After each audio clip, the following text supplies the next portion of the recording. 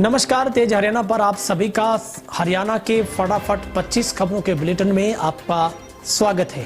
तो चलिए दोस्तों, बिना कोई देरी शुरुआत करते हैं हरियाणा की सुबह सुबह की ताजा फटाफट अंदाज की 25 खबरों की। एक गुजारिश, यदि आपने अभी तक भी हमारे चैनल को सब्सक्राइब नहीं किया तो सबसे पहले सब्सक्राइब करने, बेल आइकन दबा दें ताकि रोजाना मिलने वाली हर खबर आप तक सबसे पहले पहुंच सके। तो चलिए बढ़ते हैं हरियाणा की पहली खबर की ओर। हरियाणा की गृह व सेहत मंत्री अनिल विज ने कोविड संक्रमण बढ़ने और मरीजों की संख्या बढ़ जाने को लेकर चिंता जाहिर की है। साथ ही कहा है कि इससे बचाव का तरीका वैक्सीनेशन करवाना में मास्क का उपयोग करना है। उन्होंने कहा कि वैसे तो स्वेच्छा से लोगों को मास्क पहनने, भीड़ भाड़ वाले समारोह नहीं करने जैसे कदम उठाने चाहिए। राज्य भर में उन विधानसभा क्षेत्रों को भी चिन्हित किया जा रहा है जहां पर केस ज्यादा है। इस क्षेत्र के नेता, एनजीओ व सामाजिक कार्यकर्ताओं को साथ लेकर इस और एक मुहिम की शुरुआत की जाएगी, जहां पर गृह मंत्री ने समीक्षा बैठक कर राज्य के सभी जिलों को अपडेट ले रहे हैं। जहां जहां भी जरूरत होगी कुछ कदम जरूर उठाए जाएंगे। इसके बारे में हम चाहते हैं कि समाजसेवी संगठन, सियासी नेता सभी मिलजुल कर काम करें। हरियाणा में खनन माफिया के खिलाफ सख्ती का असर दिखना शुरू। हरियाणा के खान एवं भू विज्ञान मंत्री मूलचंद शर्मा द्वारा प्रदेश में खनन माफिया के खिलाफ अख्तियार किए गए कड़े रोक और खनन गतिविधियों को सुचारू बनाने के मकसद से विभाग में किए गए सुधारों का असर दिखना शुरू हो गया है। यही कारण है कि कोविड-19 के काले साए के बावजूद वित्त वर्ष 2020-21 के दौरान सरकार को खनन कार्यों से 1022.63 करोड़ रुपए का राजस्व मिला है, जो पिछले वित्त वर्ष की तुलना में 31% ज्यादा है। मूलचंद शर्मा ने कहा कि कोरोना महामारी ने पूरी दुनिया को हिलाकर रख दिया। एक दौर तो ऐसा भी है जहां पर आपको महाशक्ति कहने वाले देश भी इसके सामने लाचार नजर आए हैं। ऐसे में महामारी ने हर क्षेत्र को प्रभावित किया। खनन गतिविधियों में भी इसका असर पड़ना लाजमी है, लेकिन 26 दिनों तक खनन कार्य पूरी तरह से बंद रहने के बावजूद भी बड़ी संख्या में करोड़ों रुपए का राजस्व मिला है। पानीपत नगर निगम के सुपरवाइजर की गोली और चाकू मारकर हत्या। पानीपत के धूप सिंह नगर में शुक्रवार को नगर निगम के सुपरवाइजर की गोली व चाकू मारकर हत्या कर दी गई। वहीं सीवर डालने को लेकर सुपरवाइजर का 17 मार्च को धूप सिंह नगर निवासियों के साथ विवाद हुआ था। वारदात को अंजाम देने के बाद हमलावर अपनी स्कूटी मौके पर ही छोड़ गया। पुलिस ने मौके से कारतूस के 2 खोखे और स्कूटी बरामद कर मामले की जांच शुरू कर दी है। हिसार के गांव बद्धावड़ में पंचायत का आयोजन, जिसमें मुख्यमंत्री दुष्यंत चौटाला के पानी के टैंकर भिजवाने का विरोध किया गया। पंचायत में वक्ताओं ने कहा कि पूरा गांव 3 कृषि कानूनों को लेकर बीजेपी और जेजेपी के नेताओं के खिलाफ है। जब तक तीनों कानून वापस नहीं होते तब तक उन्होंने बीजेपी और जेजेपी के नेताओं का सर्वसम्मति से बहिष्कार करने का फैसला लिया है।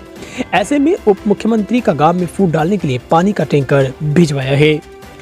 इस पंचायत में जो नौजवान पानी का टैंकर लेकर आए थे, उन्होंने पंचायत से माफी मांगी और कहा कि हम गांव के साथ हैं। गांव के लोगों ने पूरे गांव की मौजूदगी में सर्वसम्मति से फैसला लिया। अभी तक टैंकर दुष्यंत चौटाला के आवास पर वापस लौटाकर आएंगे।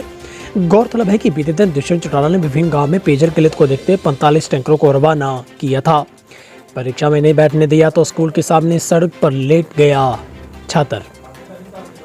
जिनके राजकीय वरिष्ठ माध्यमिक विद्यालय सफीदों में 9वीं कक्षा की परीक्षा में न बैठने दिए जाने से खफा छात्र ने जमकर बवाल काटा। खफा छात्र स्कूल के बाहर सड़क पर लेट गया। आखिरकार सफीदों शहर थाना प्रभारी पुलिस बल के साथ मौके पर पहुंचे और छात्र को अपने साथ थाने ले गए। बाद में उसे परिजनों के हवाले कर दिया गया। गांव निम्नाबाद निवासी आजाद राजकीय वरिष्ठ माध्यमिक विद्यालय सफीदों में 9वीं कक्षा का छात्र है। हिंदी विषय की परीक्षा देने विद्यालय में पहुंचा था। स्टाफ ने आजाद को यह कहकर परीक्षा में बैठने दिया कि उसका नाम कट चुका है। सीबीएसई से जुड़े 1554 सरकारी स्कूलों में अंग्रेजी माध्यम से होगी पढ़ाई। प्रदेश के खंड विधानसभा स्तर पर 136 विद्यालयों की स्थापना की गई है। नारनौल में सीबीएसई बोर्ड के इन विद्यालयों में अंग्रेजी माध्यम की शिक्षा प्रदान की जाएगी। इसके साथ साथ महाग्रामों, कस्बों, शहरों में 1418 राजकीय मॉडल सांस्कृतिक प्राथमिक विद्यालय बनाए गए हैं, जो कि bag free English medium school बनेंगे। इन विद्यालयों की स्थापना का उद्देश्य उत्कृष्ट ढांचागत सुविधा प्रदान करते हुए सेंटर एक्सीलेंस बनाना है। यह आदेश माध्यमिक शिक्षा हरियाणा के सहायक निर्देशक की ओर से जारी किए गए हैं। घर में हो रहा था देह व्यापार, 8 महिलाएं और 4 पुरुष आपत्तिजनक हालत में काबू। महिला थाना पुलिस ने गुप्त सूचना के आधार पर कैथल के बलराज नगर ड्रेन के नीचे छापा मारकर एक मकान में वेश्यावृत्ति का धंधे का भंडाफोड़ किया है। पुलिस ने मौके से 8 महिलाओं को और 4 पुरुषों को हिरासत में लिया है। मौके पर कुछ महिला और पुरुष आपत्तिजनक स्थिति में भी पाए गए हैं। पकड़े गए पुरुषों में छात्र भी शामिल है। सभी को महिला थाना लाया गया, जहां पर उनसे पूछताछ की जा रही है। कस्बे पुलिस को काफी मात्रा में आपत्तिजनक सामान भी मिला है। गौरतलब है कि बलराज नगर में कई माह से इस प्रकार की अनैतिक गतिविधियां चलने की सूचना मिल रही थी। मांगलिक समारोह से लौट रहे 2 दोस्तों की सड़क हादसे में मौत। चरखी दादरी के गांव सांवड़ से झिंझर रोड पर सड़क हादसे में बाइक सवार 2 लोगों की मौत हो गई। दोनों गुरुवार देर शाम झिंझर गांव में मांगलिक समारोह से लौट रहे थे। एक मृतक उम्रवास तो दूसरा रामलधी गांव के रहने वाला है। दोनों के शव सड़क साथ कच्चे रास्ते में पड़े मिले। कुछ दूरी पर दुर्घटनाग्रस्त बाइक बरामद हुई है। आशंका जताई जा रही है कि अज्ञात वाहन की टक्कर से हादसा हुआ होगा। रवि आजाद की गिरफ्तारी पर विज बोले, हरियाणा में पंजाब जैसी घटना नहीं होने देंगे।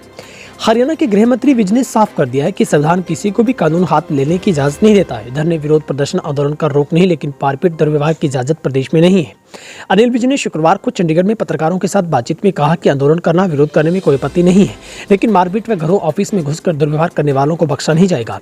विज ने रवि आजाद की गिरफ्तारी की पुष्टि करते हुए साफ कर दिया कि हरियाणा में पंजाब में जैसी घटना नहीं होने देंगे। इस संबंध में सभी जिलों के एसपी को जिला स्तर पर निर्देश जारी कर दिए गए हैं। नहर में गिरी बाइक, 2 की जान बची, तीसरा लापता। रोहतक में बीती रात बाइक सवार 3 युवक नहर में गिर गए, जिनमें से 2 युवक बच गए। तीसरा युवक का कोई अता पता नहीं चला है। वहीं पर पुलिस गोताखोर और ग्रामीण लापता युवक की तलाश में जुटे हैं। जानकारी के अनुसार मध्यरात्रि को दलबीर सिंह निवासी टटोली, सुरेश व सुभाष एक मोटरसाइकिल पर महम अपने किसी काम को गए थे। जब वे वापस घर आ रहे थे तो मोटरसाइकिल बहु अकबरपुर व समर गोपालपुर के बीच में नहर में गिर गई। ड्राइविंग लाइसेंस बनवाने के लिए 21 दिन का प्रशिक्षण जरूरी। रेवाड़ी में रेलवे ने 10 अप्रैल से रेवाड़ी जोधपुर के लिए आगामी आदेशों तक स्पेशल ट्रेन चलाने का निर्णय लिया है। ये ट्रेन जोधपुर से चलकर दोपहर रात्रि करीब 1:35 पर वह दोपहर 2:45 बजे रेवाड़ी पहुंचेगी। वह 2:50 पर रेवाड़ी से रवाना होकर सुबह 4:20 पर जोधपुर पहुंचेगी। रेलवे ने इसके अलावा जोधपुर, जैसलमेर, जयपुर, सूरतगढ़, बठिंडा, जोधपुर से बिलारा के बीच एक जोड़ी और सदुरगढ़, अनूपगढ़ के बीच में एक जोड़ी ट्रेनें सहित 9 दैनिक स्पेशल ट्रेनें चलाने का निर्णय लिया है। उत्तर पश्चिमी रेलवे के मुख्य जनसंपर्क अधिकारी ने बताया कि 10 अप्रैल को गाड़ी संख्या 04823 रात को 1:35 पर जोधपुर से रवाना होकर दोपहर 2:45 पर रेवाड़ी पहुंच जाएगी। प्ले स्कूल की मान्यता के लिए रजिस्ट्रेशन जरूरी। रेवाड़ी जिले में चल रहे सभी nursery, play school, private school 3 वर्ष से 6 वर्ष तक की आयु के बच्चों को प्री स्कूल शिक्षा दे रहे हैं। ये सभी स्कूल हरियाणा सरल पोर्टल पर रजिस्ट्रेशन के लिए ऑनलाइन आवेदन करें। डीसी यशेंद्र सिंह ने बताया कि महिला बाल विकास विभाग द्वारा सभी नर्सरी, प्ले स्कूल, प्राइवेट स्कूलों का ऑनलाइन रजिस्ट्रेशन किया जा रहा है। उन्होंने साफ किया कि आवेदन के लिए आवश्यक दस्तावेज की सूची सरल हरियाणा के पोर्टल पर उपलब्ध है। ऑनलाइन आवेदन करने से भविष्य में स्कूल चलाने की अनुमति प्रदान की जाएगी। उन्होंने साफ किया कि महिला बाल विकास विभाग में बिना रजिस्ट्रेशन के प्ले स्कूल चलाना गैर कानूनी है। झज्जर में चोरों ने दुकानों के ताले तोड़े, नाराज व्यापारियों ने रोड किया जाम। शहर के पालिका बाजार में बीती रात्रि अज्ञात चोर जहां मोबाइल की दुकान का शटर उखाड़कर कई मोबाइल व इन्वर्टर उड़ा ले गए, वहीं पर इसी परिसर की 2 अन्य दुकानों में भी चोरी करने का असफल प्रयास किया गया। सुबह दुकानदारों ने शटर उखड़ा होने की सूचना पुलिस को दी। पुलिस ने मौके पर पहुंचकर जांच शुरू की है। वहीं आए दिन हो रही लूटपाट, चोरी की घटनाओं के चलते आक्रोशित दुकानदारों ने पालिका बाजार के सामने ही पुराना बस स्टैंड रोड पर जाम कर दिया। जाम पर बैठे दुकानदारों ने जिला प्रशासन के विरुद्ध नारेबाजी करते हुए लूट की वारदात का अंकुश लगाने की मांग की है। हरियाणा में सरपंची चुनाव के लिए करना होगा इंतजार। हरियाणा में पंचायत चुनाव में हो रही देरी के बीच हाईकोर्ट की बेंच ने तय किया है कि पंचायती चुनाव से संबंधित सभी याचिका एक साथ सुनवाई की जाए। दरअसल हरियाणा में पंचायतों के कार्यकाल के पूरा होने और चुनाव समय पर नहीं होने पर सरकार ने पंचायतों के ऊपर प्रशासक नियुक्त कर दिए हैं, जिसको लेकर इसके खिलाफ हाईकोर्ट में एक याचिका दायर की गई थी। हरियाणा राज्य चुनाव आयोग के वकील ने बताया कि पंचायत विभाग के अतिरिक्त मुख्य सचिव ने राज्य चुनाव आयोग को 22 मार्च को एक पत्र लिखकर वार्डबंदी व आरक्षण तय करने के लिए 2 महीने का और समय मांगा है। पानीपत नगर निगम के सुपरवाइजर पर बरसाई गोलियां, चाकू भी मारा, 3 महीने पहले हुआ था बेटा। पानीपत के धूप सिंह नगर में नगर निगम के सुपरवाइजर की बेरहमी से हत्या कर दी गई, जहां पर एक वीडियो भी सामने आया है। इसमें किसी भास्कर नामक व्यक्ति के लड़के द्वारा हमला किया बताया जा रहा है। गाय की रखवाली के लिए घर से अलग सोता था व्यक्ति, दोनों जिंदा जले। परिजन बोले ये पड़ोसी की साजिश। झज्जर के गांव में गुरुवार रात को एक छप्पर में आग लग गई। इसकी चपेट में आने से अधेड़ उम्र के एक व्यक्ति और गाय के जिंदा जल जाने की समाचार है। परिजनों ने इससे साजिश बता पड़ोस के ही परिवार को जिम्मेदार ठहराते हुए पुलिस से कार्रवाई की मांग की है। मृतक की पहचान गांव उखल के तौर पर हुई है। पुलिस के अनुसार रामधारी रात को गाय की रखवाली के लिए परिवार से दूर एक छप्पर के नीचे सोता था। गुरुवार की रात को करीब 2:30 बजे ही उसे छप्पर में अचानक आग लगी। सूचना मिलते ही पुलिस मौके पर पहुंची और साथ ही एफएसएल की टीम को भी बुलाया गया है। मृतक के परिजनों ने कहा है कि उनका पड़ोस के ही एक कृष्ण के परिवार के साथ एक प्लॉट को लेकर झगड़ा चल रहा था। उन्होंने छप्पर में आग की मुख्य वजह जमीन का विवाद बताया है। यमुनानगर में ब्लैकमेलिंग का मामला। यमुनानगर में ब्लैकमेलिंग का मामला सामने है। पुलिस ने रेप केस में सौदेबाज कर रहे एक व्यक्ति को 70,000 रुपए लेते गिरफ्तार किया है। आरोप है कि एक महिला ने पहले एक फार्मासिस्ट युवक के खिलाफ कोल्ड ड्रिंक में नशा देकर रेप करने की संबंधी शिकायत दी थी। इसके बाद इस मामले को रफा दफा करने के नाम पर उसने घर वालों ने 2 लाख रुपए की डिमांड रख दी। जैसे तैसे 1,20,000 रुपए तो बात तय हो गई थी। थाना बिलासपुर पुलिस को दी गई शिकायत में बताया गया है कि फार्मासिस्ट है जो कि अजय के मुताबिक गांव की ही एक लड़की ने और एक अन्य ने उसके अलावा माता पिता पर जाति सूचक शब्द कहने का आरोप लगाया हुआ है। साथ ही उनके खिलाफ झूठी शिकायत दी थी। उसे कोल्ड ड्रिंक में नशा मिलाकर पिलाने के बाद उसके साथ दुष्कर्म किया। फिलहाल पुलिस मामले की जांच में जुटी है। पानीपत में पूर्व सरपंच के बेटे ने लाइसेंसी रिवाल्वर से गोली मारकर की आत्महत्या। पानीपत के गांव जलालपुर प्रथम के पूर्व सरपंच के बेटे ने अपनी लाइसेंसी रिवाल्वर से गोली मारकर आत्महत्या कर ली। घर में उसकी शादी की तैयारियां चल रही थी। परिजनों से लेकर सिविल हॉस्पिटल पहुंचे, जहां डॉक्टरों ने उसे मृत घोषित कर दिया। आत्महत्या के कारणों का पता नहीं लग सका। सनौली थाना पुलिस ने 74 की कार्रवाई की है। गांव जलालपुर प्रथम के पूर्व सरपंच रमेश कुमार ने बताया कि उनका छोटा बेटा खेती में हाथ बटाने के साथ साथ शहर के पौष इंसाद बाजार में कपड़े की दुकान करता था। एक दुकान उसने खुद की और एक किराए पर ली थी। शुक्रवार सुबह को उसके छोटे बेटे 26 साल के अनिल ने मंदिर जाने के बाद अपने बुआ के लड़के भूषण के साथ खाना खाया और ऊपर के कमरे में चला गया, जहां पर उसने अपनी रिवाल्वर से गोली मार ली। हरियाणा में अब आंदोलन के दौरान उपद्रव पड़ेगा भारी, नुकसान भरपाई विधेयक पर राज्यपाल की मुहर। हरियाणा में अब आंदोलन के दौरान उपद्रव और तोड़फोड़ महंगी पड़ेगी। अब इससे हुए नुकसान की भरपाई आंदोलनकारियों से होगी। ये कानून अब लागू हो गया है। हरियाणा विधानसभा बजट सेशन में पारित हरियाणा लोक व्यवस्था में विघन के दौरान क्षति वसूली विधेयक 2021 को राज्यपाल सत्यदेव नारायण आर्य ने मंजूरी दे दी है। आंदोलन के दौरान हुए नुकसान के मुआवजे के आवेदन पर फैसला लेने के लिए प्रदेश सरकार एक या एक से अधिक दावा अधिकरण का गठन करेगी। अब रोहतक में फूटा कोरोना बम, 2 वर्षीय बच्चे सहित एक साथ मिले 67 संक्रमित केस। कोरोना की दूसरी लहर लगातार दायरा बढ़ता जा रहा है। वीरवार को रिकॉर्ड 67 केस कोरोना के आए हैं। ब्रह्मवास में 2 वर्षीय बच्ची, सेक्टर 3 में 3 वर्षीय बच्चा, पीएलसी सुपवा में 20 वर्षीय छात्र कोरोना की चपेट में आए हैं। पीजे के हॉस्टल में एक चिकित्सिका की कोरोना रिपोर्ट भी पॉजिटिव आई है। इससे पहले गायनी विभाग के 22 चिकित्सक कोरोना पॉजिटिव पाए गए हैं। सिरसा जिले में मिड डे मील की 3 करोड़ 91 लाख रुपए की राशि लैप्स, बिल नहीं हुआ पास।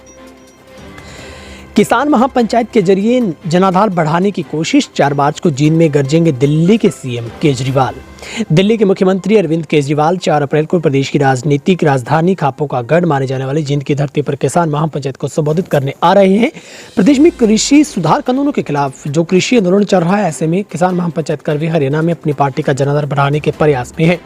महापंचायत के लिए किसान संगठनों को निमंत्रण भेजा गया है। भारी संख्या में किसानों के जुटने का दावा किया जा रहा है। महापंचायत की तैयारियों को लेकर शुक्रवार को जींद पहुंचे राज्यसभा सांसद सुशील गुप्ता ने प्रेस वार्ता करते हुए बताया कि मुख्यमंत्री अरविंद केजरीवाल के साथ पंजाब से सांसद भगवंत मान, हरियाणा मामलों के इंचार्ज गोपाल राय महापंचायत में आएंगे। हरियाणा में किसान आंदोलन को फिर से गति देने की तैयारी। भारतीय किसान यूनियन ने तीनों कृषि कानूनों के विरोध में आंदोलन को तेज करने के लिए कमर कस ली है। इसके लिए अब दलितों को भी आंदोलन के साथ जोड़ने की तैयारियां चल रही हैं। इसी योजना पर काम करते हुए भाईक्यू ने 3 अप्रैल को शाहबाद के उधम सिंह स्मारक परिसर में दलित व किसान महापंचायत बुलाई है। हरियाणा में इस बार पड़ेगी रिकॉर्ड तोड़ गर्मी, अभी से दिखने लगा असर। इस सीजन की गर्मी आपका पसीना खूब छूटेगा। भारत मौसम विभाग ने इस बार सामान्य से अधिक गर्मी पड़ने की संभावना व्यक्त की है। अब इसका असर भी दिखने लगा है। फरवरी माह में भी तापमान 10 वर्ष बाद इतना बड़ा दर्ज किया गया था, तो मार्च महीने का अंतिम सप्ताह भी इस असर दिखा रखा है। इस बार तो मार्च माह में 11 साल बाद इतनी गर्मी पड़ी है। मौजूदा समय में दिन का तापमान सामान्य से 4 से 6 डिग्री सेल्सियस अधिक दर्ज किया गया है। चौधरी चरण सिंह हरियाणा कृषि विश्वविद्यालय के कृषि मौसम विज्ञान विभाग के अनुसार राज्य में मौसम 5 अप्रैल तक परिवर्तनशील मगर खुश्क रहने की संभावना है।